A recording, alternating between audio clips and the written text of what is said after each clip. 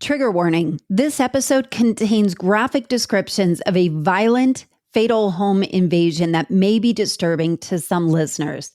Please take care before listening.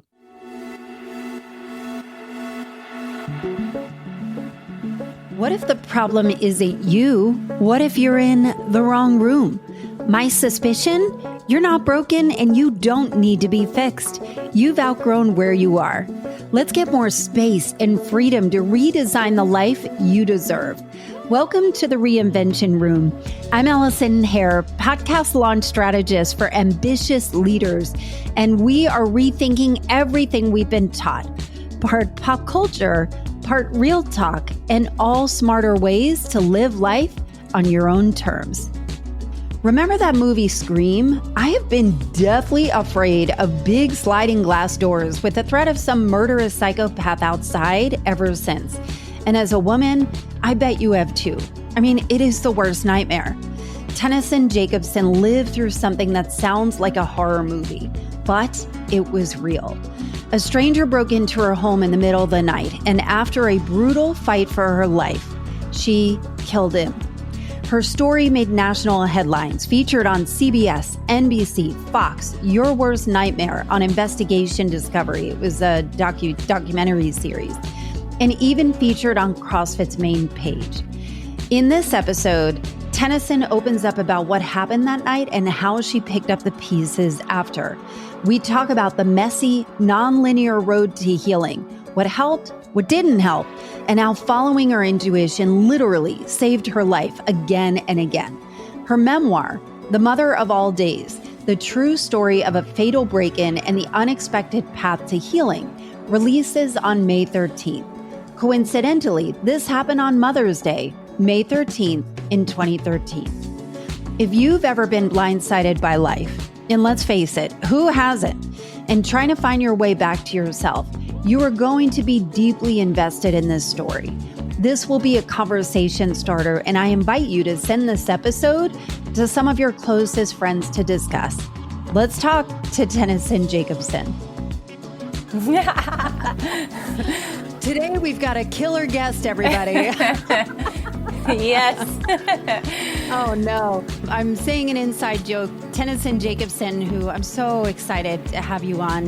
You are such a dear friend, and I'm so unbelievably grateful for you sharing such a tremendous story that you have released a book or about to release a book called The Mother of All Days. Congratulations, your memoir. Thank you. Long time coming. Oh, it's such a long time coming. And as you are going to be sharing this unbelievably traumatic story again and again and again in support of you releasing your memoir, like, are you okay? Like, how do you share it? I love this question. I've started, before I record, I do a grounding meditation every time just to get centered, because all of this is so new for me. So I do get pretty nervous. So I do that just to help get centered, but also set the intention for the best conversation possible that you and I can have, or whoever I can have with, and that the questions that come or where the conversation goes, that it is truly what's meant to be. And you know me, I've shared behind the scenes on the side with you that I have always struggled a little bit with my words and being articulate and worrying if I'm saying the right thing. So really just setting the intention that, again, whatever we say today is what's meant to be, and trust that. So this is why I'm so grateful, because I know you're such a private person, and to have such a really life-changing story. Can you tell me about The Mother of All Days? What started this journey to write a memoir in the first place? Yeah, thank you.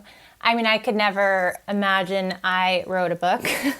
That was not, ever a thought in my head. But The Mother of All Days is because of Mother's Day of 2013. It was my first Mother's Day. My daughter was 8 months old. And at the time, we were living with my mom. My husband and I were living with my mom in the home I grew up in. And we were doing that to save money because we were building our house. And so we had just gotten back from a weekend away. And so on Mother's Day, we got home around noon. And at the time, we owned a CrossFit gym, my husband and I. So he's a firefighter. We also had the CrossFit gym. And we had a team for our CrossFit gym that was always really close to making it to the CrossFit Games, which, if you're not familiar with the CrossFit world, it's kind of like the Olympics for CrossFit. It's very hard to get there. And our team was very close to always qualifying. So, and my husband Kyle was the leader of the team. So we got home on Mother's Day, and very quickly Kyle needed to pack up and go to the gym to practice with the team. So the thought was, I'll hang out with my mom, spend some time with her. Then later we would go to dinner, just Kyle and my daughter and I, and enjoy Mother's Day. So Kyle leaves, and I'm just kind of picking up from being gone for the weekend. And all of a sudden I see somebody walking up to the front door, which in the house I grew up in, the front door is actually of the back of the house, and they're these big glass doors. And we lived on the outskirts of town, so nobody ever came to our house. Even like pizza deliverers struggled to find where our house was. So I started walking to the door just as you would naturally to respond to a guest. But really quickly, things started to register. This didn't feel right. And so with even like 1 to 2 steps, I think I had processed like, well, that's weird. Nobody comes to our house. Well, that's also weird. It's a Sunday. Not only is it Sunday, it's a Mother's Day. So within probably 2 steps, I realized this is actually not okay. This is dangerous. He was a big guy. He was walking with intent, and I could tell there was no way he was going to stop at the front door. And he didn't. He burst right through. He came right for me. I had set my daughter Lila down on a little blanket by the couch to play with her toys. And so my first inclination was just to run towards her. I didn't know what I'd do. I just, mother instinct.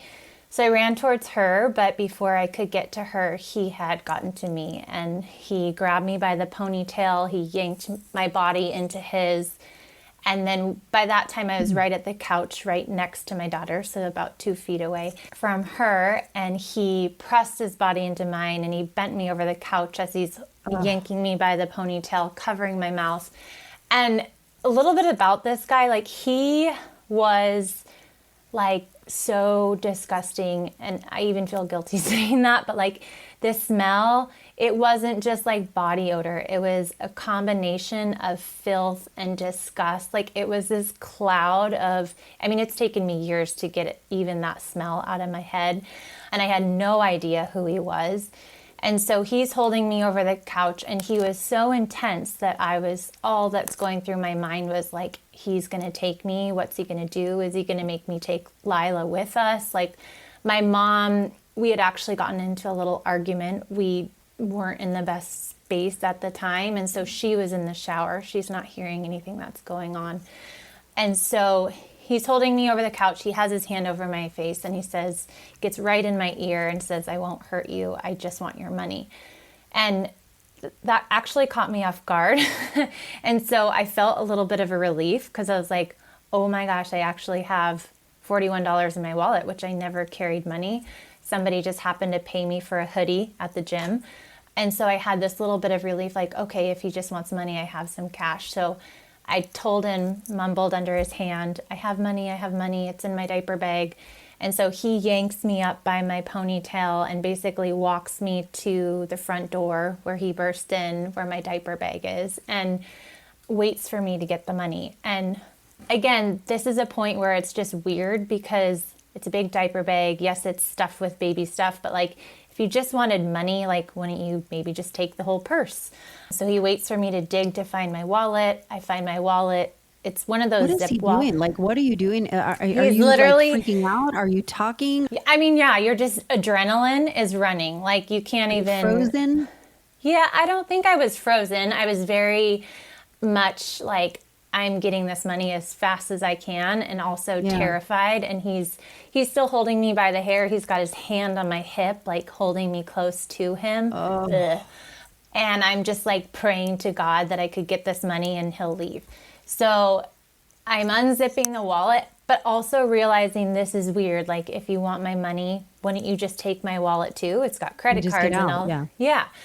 So then I pull out the money, I hand it to him. He finally lets go of me, and then he looks at me. He's about 2 to 3 feet away from me, and his eyes were just pure black. It was like looking into pure evil, like the movies, you know, when there's crazy Yeah. people. Like, I've never seen a look like that before.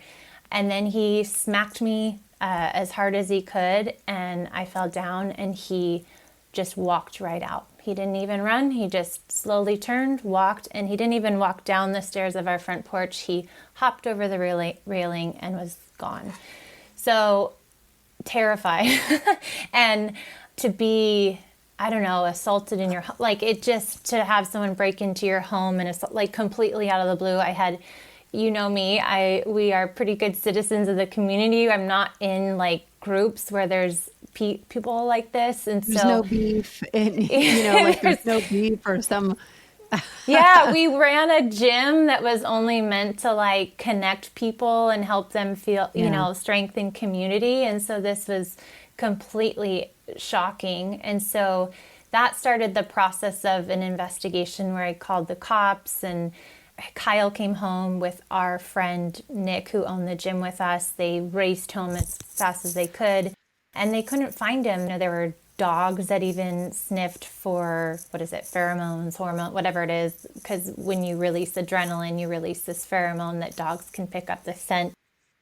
I had a feeling they weren't going to pick up anything, because nothing about him showed that there was like any sort of, not anxiety, but, you know, adrenaline or rush. He was just so intense and so calm. He was just totally like of a different planet, is what it felt like. And so they were there for about 4 hours, and I had this feeling like he's coming back. I just have this feeling he's coming back. And I really didn't want to voice it because I felt bad. But like, I just told the cops, I'm like, I feel like he's coming back. Something about it feels like he's coming back. And multiple, you know, law enforcement told me 30 years of experience, they've never come back. Or, of course, we don't have a crystal ball, but you know, the likelihood of that happening is basically impossible. We never see it. So I went to bed that night. We went out to dinner, tried to make it normal. It just, things weren't normal. And worried that he was going to come back, I made Kyle sleep on the side of the bed close to our bedroom door, because I slept on that side to get Lila in the middle of the night. And so we flipped sides. And the interesting thing about that is that our home defense was wasp spray. We always had a can of wasp spray on the side of the bed and a wooden bat, which is just interesting. I don't think most people Wasp like spray. Yeah, when we owned the gym, we had a cop who was like, don't get pepper spray, get wasp spray. And we had discussions of like gun ownership, but I was always like, I don't think I could ever do that. And chances are that would be turned against me if that situation ever happened. So those were our defaults. So I slept on Kyle's side of the bed, which had the bat, and he slept on my side of the bed, which had the wasp spray. And at 1:30 in the morning, we had 2 little Yorkies, and they got up most nights to go to the bathroom in the middle of the night, which was ridiculous. And they did. Can you imagine? I know. couldn't imagine, like, even just going outside in the dark with a dog. Oh, yeah. So I was like, well, that's not happening. And so I felt bad. But I woke Kyle up. And I should also say, like, that night I went to bed, you know, I had this feeling he was coming back. I was so terrified I was. But again, everyone around me was telling me, like, this doesn't happen. It doesn't happen. So part of me thought I was crazy that I was thinking this. And so I had gone around the whole house 3 times, checking every single door, every single window locked to make sure it was locked, because we had just been broken in. You know, I was attacked. It was terrifying. So Kyle gets up. He's annoyed that the dogs are up in the middle of the night. And I tell him, I'm like, grab the bat. And he's just annoyed. So he grabs the wasp spray just to appease me. And so he walks out into the middle of the hallway. And he's walking towards the front door. And all of a sudden the dogs start growling. And so he turns to tell them, like, guys, shut up. And he turns, and the guy is right there in the hallway. Oh my God. So he's in the house. In the house. Yeah. How did he get in the house? We still honestly have no idea. Like I said, I had checked every single lock and window. We have no idea. The front door was the lock is a little funky, but I spent like so much time on that thing to make sure it was shut. Yeah. Yeah, so we have no idea. So he had passed. My husband and I were sleeping in what was called the kid wing. So that was like my old bedroom, my sister's old bedroom, and there was a playroom and a study room. And then he was on his way to the master, which is where my mom was sleeping.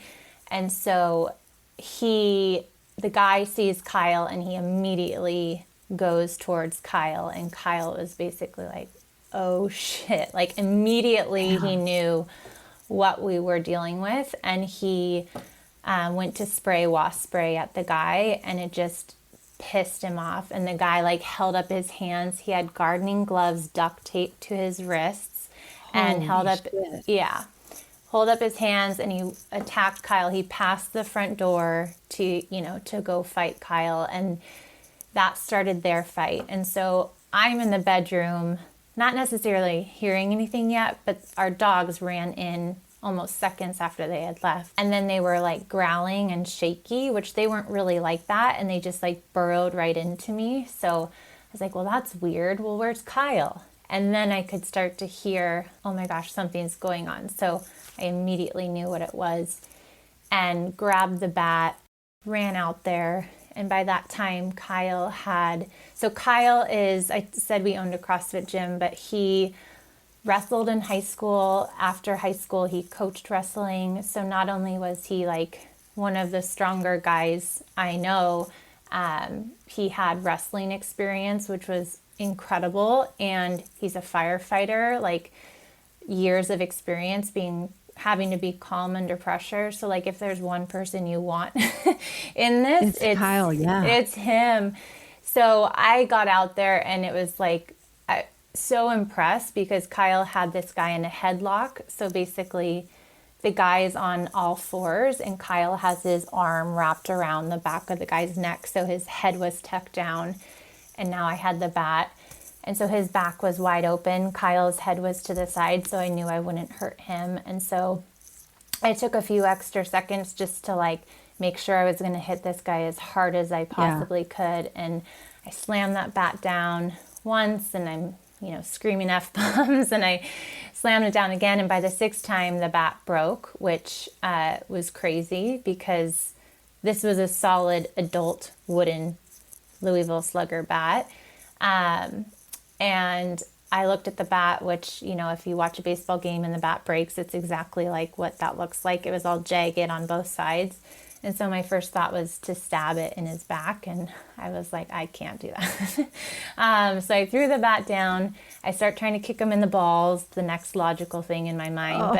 But when he had hit me, I fell and I sprained my ankle, which feels like such a silly part of the story. But then when I started kicking him, like it really freaking hurt every time I went to kick him. So then I tried my left foot. That was even more pathetic. And what's he doing? Is he like, is it working at all? Is he slowing down? Nothing. Wow. There's He's not like a a machine. Yeah. There's no noises coming out of, I broke a bat on his back. Like there's not even an ow or an ugh or a wow, you bitch or whatever. Yeah. Like just your worst nightmare. It truly was. Yeah. But he's just growling and grunting. I can't even hear it, but Kyle can. So the kicking of the balls wasn't working. And so I saw the can of wasp spray on the floor. So I decided to grab that because, again, his head was still down. And it's like, how wrestling matches or fights, they're 3 minutes long because they're so intense and they're so short. And if you're looking at Kyle and this guy, it really doesn't look like much is going on, but the intensity of just even Kyle trying to maintain the upper hand of this guy, there was so much effort going into keeping the upper hand for Kyle, and the guy's trying to like bite him and grab his balls and break his finger and all these, that I don't know what's going on. So I grab the wasp spray. I can get to his head or his face. And so I push the trigger down and I'm spraying wasp spray, like literally point blank in his eyes. Nothing is happening. And I'm spraying this for a while. And during the process, he's slowly like army crawling my husband back through our dining room and back almost to the spot of the couch where he had bent me over the first time. And then I heard Kyle say something I've, never heard in my life him say before. And it was, Tenny, I need help. And it always gets me emotional every time I tell this story, because I've never heard Kyle say that in my life. By that point we'd been together for probably 15 years or not that long, but he's a big, strong guy, like especially something physical. I've never heard him once ask for help. And so for me, it was like this moment that was like a light switch where I just knew immediately something had to change, because he was saying that for a reason. And so I threw the can of wasp spray down and I ran to the kitchen. At that point, my mom had heard my screams and F-bombs and she ran out. Kyle had actually directed her to call 911. So she was on the phone with 911. And we had 2 kitchen knives. One was solid and a great kitchen knife, and the other one was an old flimsy one. So I knew where both were stored, but I went to both places just to make sure they hadn't been mixed and that I had the right one that was sturdy. Got that one, and I ran back out there, and Kyle, still had the headlock and his back was open, and I started stabbing him. And it was just, you're just fueled with adrenaline and rage and fear and panic and worry. And I think there's so many subliminal contexts going on in this fight. We both knew if he got the upper hand, that was bad news. And so I stabbed him about 4 times, and by I think it was the 4th or 5th stab, I pulled out the blade and like a chunk of the middle of the knife was missing, which somehow I was like, this is crazy. Like this is a solid knife. It just made it kind of real. Like, what am I actually doing right now? And then I kept stabbing him.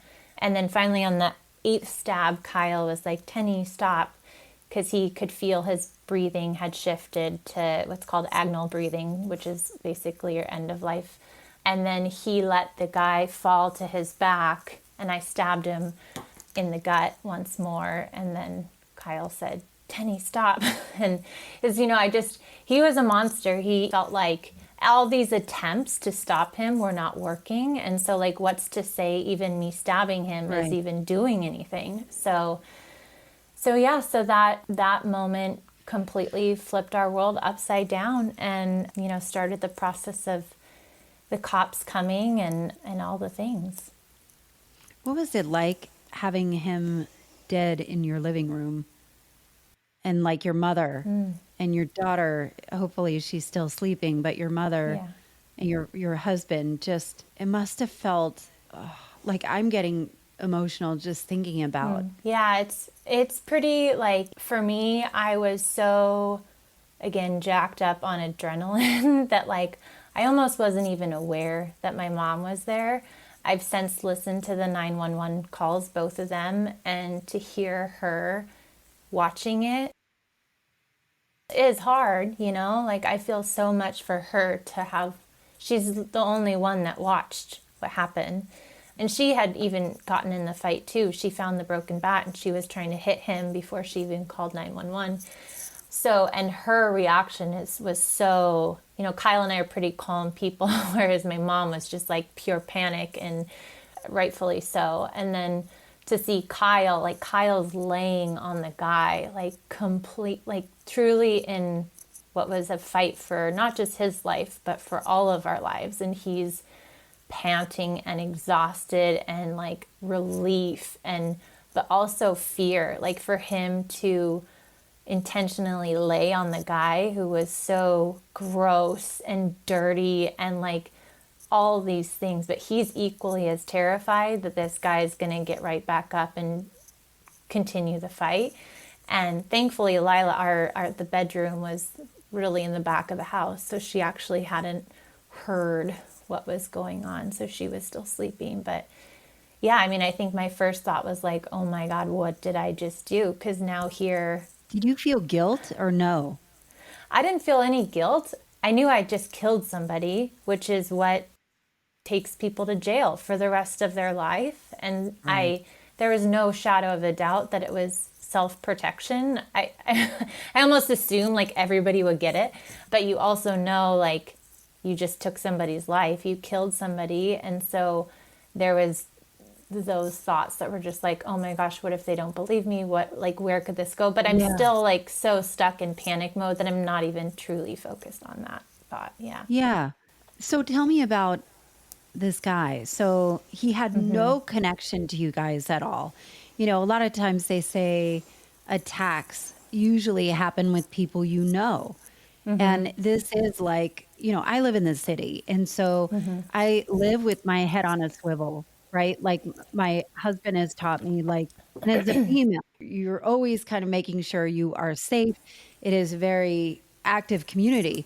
But you live on the outskirts of Seattle in kind of a rural area where isn't there like one traffic light where not a lot In the town happens? I live in now, yeah, but in that North Bend where it happened, there were just a couple. Yeah, it was a small town. What we learned about him was, so when Kyle came home the first time with our friend Nick, that investigation had taken so long that we eventually told our friend, like, hey, take Kyle's truck, go home. Like, this is taking so long.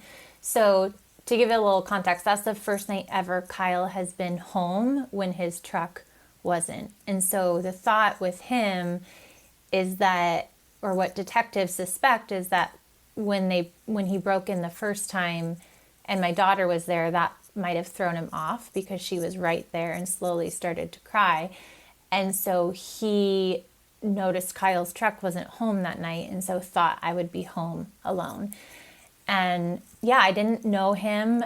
He was a part of the community. Cops initially thought he was homeless and like we had these woods kind of behind our house. They thought he was maybe homeless, but he lived about 2 miles away from me. He had a trailer on actually this beautiful property. I think that was his family's. But he was almost living like he was homeless. Like he had this hose connected to somebody's like house or something like for power. He had plastered his trailer with like empty beer boxes. He was writing his own Bible. He thought women were the scum of the earth. How do you know that? He made videos about them and he posted them online. I didn't know any of this. Detectives eventually were sharing this with me, but he had a YouTube channel where he just went on misogynistic rants and would post Is it still about. up?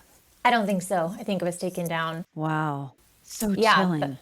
Yeah, and we listened to some of them. They're actually terrifying. They're so creepy. God, you're so But brave to listen. I think, well, and that was part of exposure therapy, which I did not want to do at all, but did it because that was what a therapist told me to do. But yeah, he said that, you know, women are created to destroy men. We're evil, evil creatures. We should be stopped. And where that all, I guess, stemmed from is he went through a divorce and apparently he just kind of spiraled after that and was not well. His family was scared of him. I heard in one report, like his mom would bring him like fruit. And even if there was like a blemish on an apple, he would like lay into her. He told somebody like aliens drug me down my trailer and monkeys drug me back. Like he was not well. And that night they found he had a camera on him, a tripod, flashlight. You know, he had the gardening gloves duct taped to his wrists. Yeah. So, yeah, his intentions were pretty clear, which is... Hey, it's Allison. Thanks for listening. My guest today, Tennyson Jacobson, is releasing her memoir to share her story of healing in unconventional ways. She knows that having a platform to share your ideas can make a huge impact and grow beyond her. And if you're looking to grow your impact and influence and income, a podcast is one of the greatest ways to do it. I'm offering a free clarity call if a podcast has been on your to-do list, but you haven't quite put all the pieces together. Go to AllisonandHare.com/free call and let's explore yours. Listen, your future audiences out there, talk to them. Now back to the show. That was a long time of working through just the what ifs of everything. And also, but being so grateful for, which feels so cheesy. I know that word is so almost overused, but like the details of that night and how they played out are just insane to me. Like like that, the first, Kyle is a firefighter. That's normal for him to not be home. For that to be the one night he comes when he's actually home, it's crazy. You know, for him to come the time that he did, and for our dogs to wake up when they did. I mean, they didn't wake up to barking. They woke up just to go to the bathroom. And if it would have been 5 seconds later, he could have been in my mom's room. Or what if he found Lila first? Like, everything just worked out in such a crazy way that I truly only ever felt that we were protected in some, higher power way. So, yeah, it was life altering. Where do you even begin to pick up the pieces to move on? Like, you're somebody, Tenny, that, has your arms open wide to exploring healing modalities, and you're just open, right? Like, you're open to exploring the depths of it all. But where do you even begin to start to pick up the pieces and put maybe a different life together? Yeah, well, at the time this happened, I was 26 years old. So I'm like open to life and experiences, but like at 26, you're like, at least for me, still so young and naive. And like, I'm such a people pleaser. And like, I always thought other people knew better than I did. I really had no experience with like truly trusting myself and listening to myself and knowing, like, I didn't really explore much at that time. So initially the first thing was, where do we live? Because we're obviously not going back to that house. That's a massive crime scene and all the things. And so we thankfully were able to move in with my in-laws, and we actually pulled a mattress into their bedroom, and I slept in my in-laws' bedroom for 3 months. Which goodness. And I love my in-laws, but like, to sleep it's a little close. It's a little close for 3 months. It's just, I don't know if you can imagine. And so, but they were so supportive and obviously would have done anything. But yeah, it was. So that's kind of initially how we started. And then we're meeting with detective. We were arrested for murder. And so there is a investigation going on, and now PTSD and trauma. And we have a infant, and we run a business. And Kyle's both of you a firefighter. Too. Yep.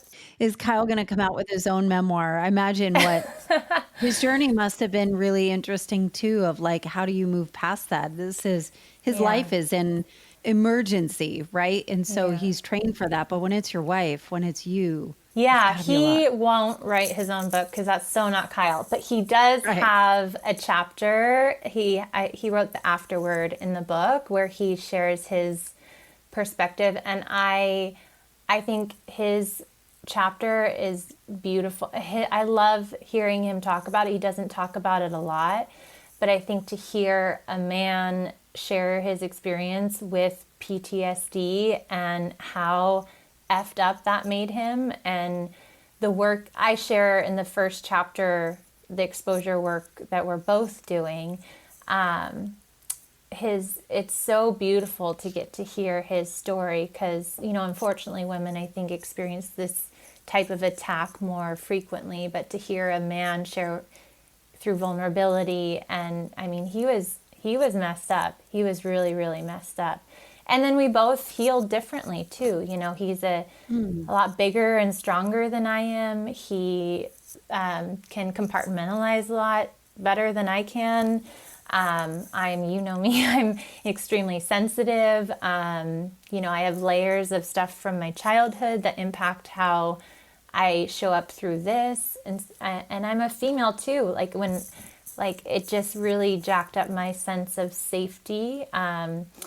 And feeling like, you know, I'm small, but I ran a gym. I was pretty strong for my size. So I always thought like, okay, if I'm ever in this situation, maybe I can figure myself out because at least I'm like stronger and scrappy.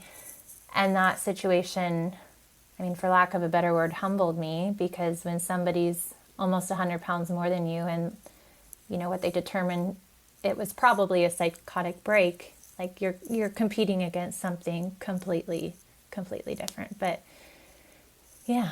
You and Kyle, you know, when you get married, especially as a woman, there are fantasies of being rescued, right? Like that's what we grew up on, as the princess of being rescued. And you guys rescued each other in the most extreme way possible.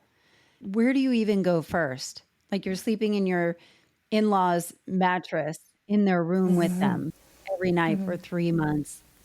You have a newborn at a home, trying to pick up the pieces. Where do you even begin? Yeah, well, first of all, I love that you point out like almost the like love story and connection of it, because there's few probably experiences where you really face like I could have just lost my spouse and really experience all the emotions of being so close to that.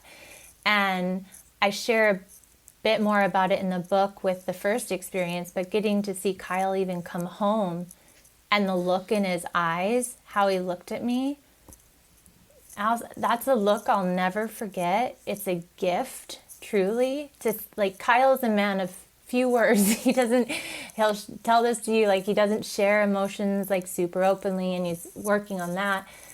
But to see it is just like, to see how much you're loved and cared for without words was crazy and incredible. And then the second experience too, you know, we're really the only two that went through that whole experience together.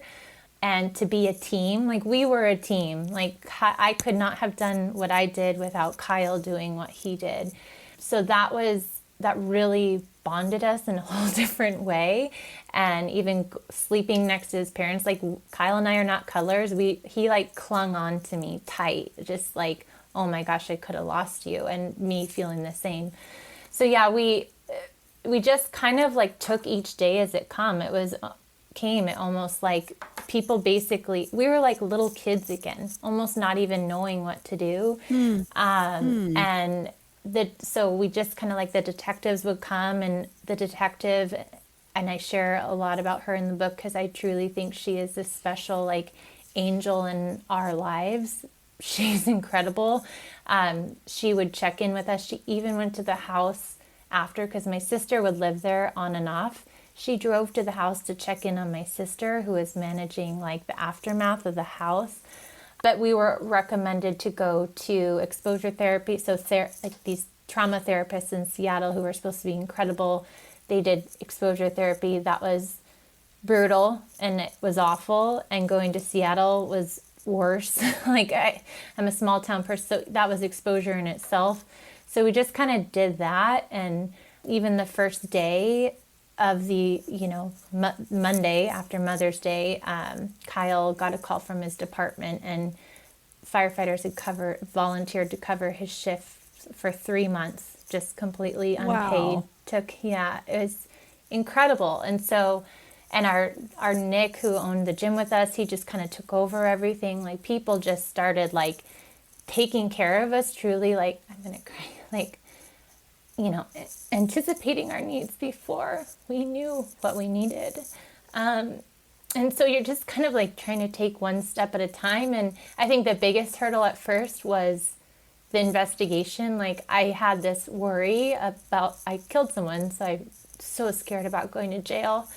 And so that was kind of the biggest thing I wanted to like make sure was resolved. And thankfully, like that resolved itself very quickly. There was like, no, no, like there's no shot of a doubt of what was that night. Yeah. And then the PTSD starts to really settle in, even after just a few days. You're not sleeping, constant anxiety and thoughts. And so we went to the doctor, and I was prescribed Xanax, and then, and we had to get tested for infectious diseases. There was all this open blood. That was a terrifying process because I didn't even think about like, oh my gosh, I could have contracted something from this guy. And of all people, he probably has something because he, like that smell he just felt so gross. And that sounds really bad, but like, I don't know. Now I feel guilty even saying that, but I was just so worried to contract something. So yeah, it was just taking things day by day, and thankfully our gym was being managed now by our partner for the most part, and we got all of our shifts there covered, and Kyle's shifts were covered, so we just kind of started to take one day as it came. Knowing you for a few years now, and it's been 12 years since this, and your memoir is coming out on Mother's Day. 12 years later. My goodness. May 13th, right? Which is May 13th. A Tuesday, which is actually the same day it happened, Mother's Day of, 12 years ago. Wow. Yes. So it is the mother of all days. And what has been interesting to witness from you is the way that you heal and your openness to healing modalities, which I know that you've put a lot in the book. And I thought it would be interesting to address that I've witnessed you explaining when you talk about your story in a group, in an entrepreneur group, and we met through Brand Builders group, but how careful and meticulous you are to protect the person that you are talking to from the bomb that you're about to drop. And there is something interesting about you are the victim. I know you don't play the victim, but there's so much that goes into protecting somebody else's surprise or their inability to handle grief or trauma or things like that. What has that been like for you? I love that question. I've shared my story so many times. It's, almost like on autopilot at this point. And there was one time I was sharing my story when I was connecting with some women outside this networking group. And I'm pretty used to, like, there's a pretty standard reaction where people are shocked and surprised. They have questions. But when I was meeting with these two women, I could visually see the woman like shutting down right as I was telling it and like getting very uncomfortable. And then just moments later, she had tears in her eyes and she was like, I'm so sorry, I have to go. And she was so uncomfortable. And that feeling, I felt so awful. I felt, I'd never had that reaction before where I made somebody feel so uncomfortable, and I hated it. I felt so bad. And, I know like part of sharing my story is like, we all go through life experiences. I know mine's a little different, but like I compare myself to other people who've gone through so much worse than I have. And so it's not a comparison. We've all gone through stuff. And so that moment made me really sensitive that you just never know who you're sharing your story to. And you know me, I've also tried to practice, like, part of my story is like is being so uncomfortable being in the spotlight and having attention on me. So it's also been my work. You've had national attention from this, right? Like you've had a lot of national attention from this. There was, story. yeah. And it's, but I grew up as a twin, and my sister had some, like, things came a little bit more naturally for me, and she just walked a different little life than I did. And so I got used to, like, okay, don't celebrate my successes or that, because I didn't want her to feel bad. And so that is a lifelong undercurrent of who I am, even as an adult. And so even over the last couple of years since you've known me and sharing my story, not only is it uncomfortable for me to like own what I did and like, this is my story, but then worry about other people. And so when I'm sharing it in groups like that, there are a lot of layers going on of like, come on, be bold, you got this, like you did something. I'm really proud of like myself, not just for the act itself, it's really the years that came after and the work that I put into that, but then also worrying about impacting others. So yeah, there's a lot going on for sure. So tell me about the healing modalities that you have come across, because you have some favorites. You have some favorites and some that have really, really been helpful. Yeah. But I'm also interested in the intuitive piece of this, because you had mentioned it, that I knew he was coming back, even though everybody told me, no, there's no way. You knew. And it may have just saved you. Totally. Yeah, no. So the healing modalities, for the first part, exposure therapy was the first thing we were directed just to. Didn't know anything about it. Didn't know what we were picking. Like we went where we were told. And it was absolutely awful. Exposure therapy is exposing yourself to the thing that you are the most scared of. And for me, that was sitting in a room alone. But I will say I got some improvement for that. But, and eventually, like after a few years, and there's a lot going on to share, because it is PTSD. It was completely life-altering fear, panic, anxiety. Like I was so struggling and so deep in a lot of stuff as this stuff wears on you after so many years. On the outside, I looked like things were going well, like life looked pretty normal. I'm pretty happy, but there were a lot of layers going on that people didn't realize. And I share that in the book because it's really important to me to be vulnerable in sharing the mess. I don't want to say messiness, because it is what it is. It's life. And it was all so valid. But to really share those struggles. But I got to a point several years later where, I wasn't on medication. I could sleep alone. Like life looked pretty normal. And then that's when I was actually asked to be a guest on a podcast. Tony Blauer, his No Fear podcast, he's internationally known for self-defense. He's incredible. And we got done with the interview, and the way I had talked about some things, like he could intuitively know, like she's not doing as well. like there were some things, and I thought I came across okay. And so at the end of the interview, he was like, "Hey, you still there? I'm just wondering, like, are you open? I know this amazing therapist. Are you open to me connecting you with him to see if you guys might want to have a conversation?" I was like, anybody Tony Blauer wants me to connect with, 100%.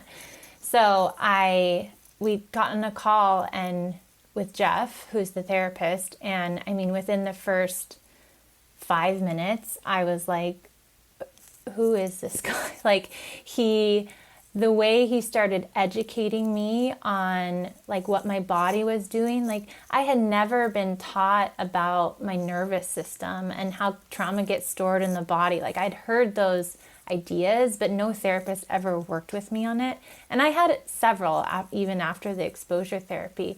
And he was so humble and warm and kind, and the conversation felt casual that I was like, who is this person? And so that led to, now we've been working together for 6.5 years.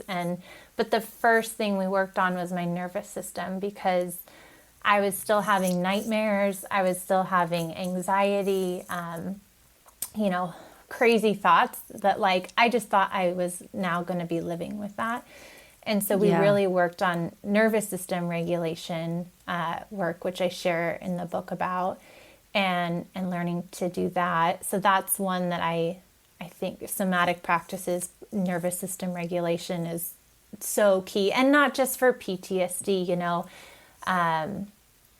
especially as moms and working moms, like we have so many things we're juggling every day. And even just like our phones, they're constantly pinging us. There's so many things that are stressing our nervous system that I truly believe most of us are in, like, there's fight or flight, like this fight stage all the time without even going through something crazy. And so I really believe that we all would benefit from getting into practices that help support our nervous system. So that's one. And then as my nervous system started to regulate, I started to bring things to the conversation from childhood or my marriage or with my mom and my sister, with work. And so the conversation started going to different places. And that's when Jeff introduced internal family systems therapy to me, which you've heard me talk about a lot on our polos. I think I desperately need it. I think it's the most truly, I've done a lot of therapy. It's almost embarrassing, but like it has been the most life-changing work I have done. And I share my experiences of actually doing it in the book because there's so many amazing self-help books and like, here's what you do and here's what you do. But like, I learned through learning through people's experiences and hearing what that actually looks like. And so in parts work, it's this idea that there's no bad parts. That's Dr. Richard Schwartz's book, is No Bad Parts. And, I had this part of me that was scared about everything. And so if I take that part, you basically with parts work is I imagine visiting that part. So I'd sit on my bed, I'd close my eyes, I'd imagine visiting this part of me. And then you think, what age might she be? What's the setting? And then typically what happens, a memory comes to mind that is from a younger you that has something that was an unmet need. And that part of you just needed to feel loved and safe and seen and validated. And there's so many parts. There was the part of me that's the people pleaser, the perfectionist, the high achieving part. And once I started to really sit and meet these parts and validate, like, Allison, it's crazy. Memories come up or situations come up, things that I don't even think about anymore. And you show up for that part and just say like, gosh, you are so valid for feeling that way. And then you show compassion and love. Then that part, it's called unburdening and or unblending. And then that part doesn't have to speak so loud because they start to trust you. They start to feel safe that you've got it. And that's really where I was able to start shedding some of the people pleasing and perfectionism and start really finding who do I want to be, who is authentically Tenny. And so yes, IFS to me is it's and you can do it without a therapist. Once you kind of get the gist, I've now practiced it only alone for the most part. And then the intuition piece, after the break-in, I only understood intuition to be moments of like safety, like, ooh, should I cross the street? This person doesn't feel right. Or, ooh, do I get into the elevator or not? But once I started just, that moment woke me up. Like, whoa, like I was picking up on something that every professional around me tried to justify why wasn't the case. But clearly there was something I understood about it that nobody else saw. And so that really woke me up to start listening to that, even though I really didn't understand it very much.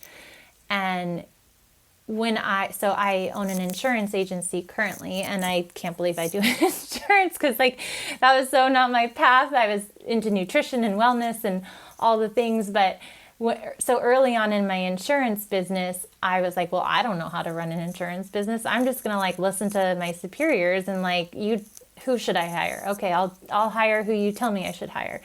And so that was where I started to first see like, oh, maybe intuition applies to things outside of just safety. Because I started to hire these people who they look great on paper. Like all of the things, check all the boxes, but like I would interview them and something would feel off.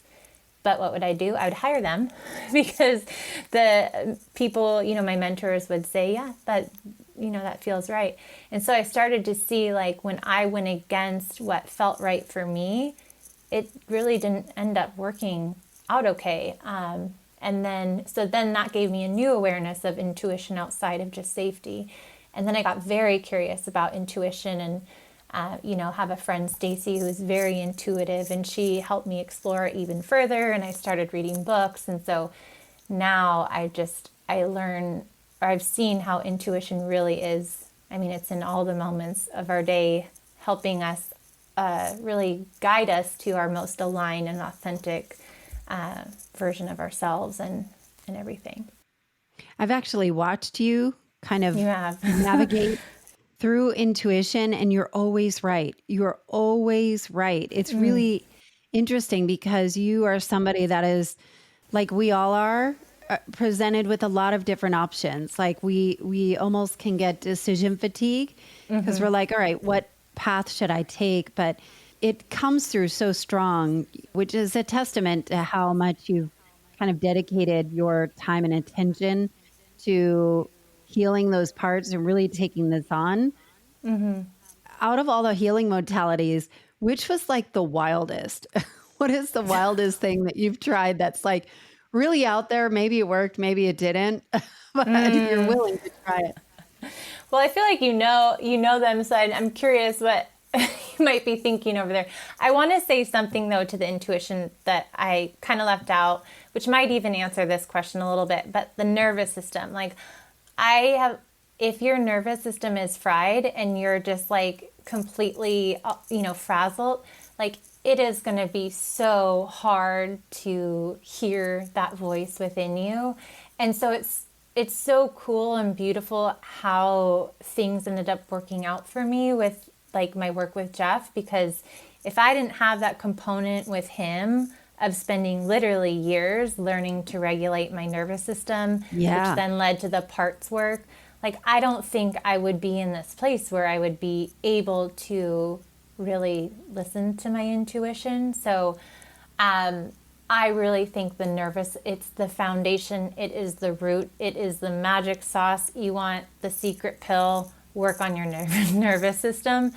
The craziest thing, exposure therapy was like, that was the worst, but I can't say it's the weirdest. I went to Sedona. The last few chapters of the book are about me going to Sedona, trying to, meeting with these healers and doing things. And so that was fun. I've done human design, Akashic record reading. I share about that in the book. And I was even uncomfortable putting it in because a lot of people in my world have traditional like Christian viewpoints on things. Yeah. And it's out there. It's basically, and I don't even know how to explain the Akashic records, but it's, it was this woman I listened to and heard about on a podcast, and somebody had done a session with her and just had mind-blowing insight. And as somebody who was trying to figure out their purpose in all of this, I was like, oh gosh, should I do this? But I was so desperate. And so with the Akashic records, I think it's like this energetic library or blueprint of, I don't know, who you've been, past lives, your future. And so I was pretty darn nervous to do that because I thought, like, am I going to hell for doing something like this? And you basically ask your angels and spirit guides questions, which I had to prepare for it. I'm like, what kind of questions do I ask angels and spirit guides? But I had the advice, like, if it comes to mind, just write it down. And so I did. And that was actually such a beautiful moment of like support and validation for me. And the woman who I did it with, Kimber, who, again, I share this experience in the book, she just like the love and encouragement and validation that came from that session. These were just small, like little things along my way, really helping me believe in myself and shed old stories. So that was maybe one of the more unique ones. I love hearing every time you're like, I heard somebody on a podcast and I signed up for it. Yeah. I'm Yeah. And wondering, that's, yeah. through all of this, have you ever had a chance to answer the question, why you? With him coming to me. Yeah. Yeah. That's such a cool question. In the beginning, I think I thought about it a little bit, but I was just so messed up, Allison. There was so much going on that, like, I think I was just so thankful he wasn't alive. And there were so many moving parts. But of course, that's part of the problem, because, like, I wanted to understand why me so that I could prevent it in the future. Like, Yeah. so I think what we were given was that from detectives in their investigation is that, he hated women. Obviously, I'm a woman. And with his bitter divorce, they think like I maybe resembled his wife. We're blonde, built similarly. And so maybe he saw me somewhere and that triggered for him, his own pain and things. And so that was the thought there. So I kind of that felt like it made somewhat of a sense to me. So I guess Do you that's feel where we like sit cosmically, though? Why you? Oh. Why you? Cosmically, why me? That's a hard question to answer. You know me. It's like to say anything about myself feels uncomfortable. But I don't know. What would you say? Your I mean, observation. you're just so remarkably brave and so humble. Like, I tell you this all the time. You are so unbelievably strong. I just wonder, you have kind of gone down this path to heal from a really impossibly traumatic event. And it goes to your kids, it goes to your husband, to your marriage, to your family relationships, like all of the work that you've done so actively. Like, you're just actively present to healing it. And everyone around you benefits from you just being this glorious, glowing, beautiful human being that is so strong and so powerful. But I love that it's packaged in a way that isn't like overbearing. You're just you, and you just show up in that way. It's been a joy and a gift and an honor to witness just the past few years when we were introduced a few years ago. And we have a really, for the listener, we have a really unique relationship because Tenny and I talk all the time asynchronously. Like, we talk on Marco Polo. And so we'll share like our deepest, darkest, but never at the same time. Yeah. Which I actually was thinking about that. And I think it's so cool for both of us in that I think we've talked about this on Marco Polo, but we are typically the person in the relationship or friendship that asks all the questions and that maybe holds the space. And what's interesting about Marco Polo, when you're not talking to somebody on the phone, you just have to keep talking. And so you end up just like sharing it all, which is, it's so nice to get it out, and that somebody is the subtext, the backstory, all of it. Yeah. And that somebody's, you've been genuinely curious the whole time. And I've been really grateful for that because, we've been both building our own things, and there's a lot of feelings and emotions and turns and roadblocks and all the things that come along the way. So to have that has been cool. But I do think when you were talking about the why me and the cosmic, I think our work is to heal.